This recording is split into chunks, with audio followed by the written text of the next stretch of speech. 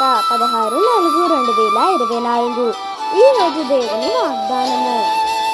నీ కృప జీవము కంటే ఉత్తమము. కీర్తనలు 63:3. ఈ వాగ్దానము మనందరి కుటుంబంలో నెరవేరాలని ప్రార్థిద్దాం. ప్రార్థన. దేవా, నీకు వందనములు. మాకు ఈ వాగ్దానము ఇచ్చేసినందుకు నీకు స్తోత్రములు. మా పనుల ఇందును రాకపోగలు ఇందును మాకు తోడా ఉండుము. మీ బిడ్డలకి కలిగిన సమస్తమును దీవించండి. ఆయుష్ను ఆరోగ్యాన్ని దయచేయండి.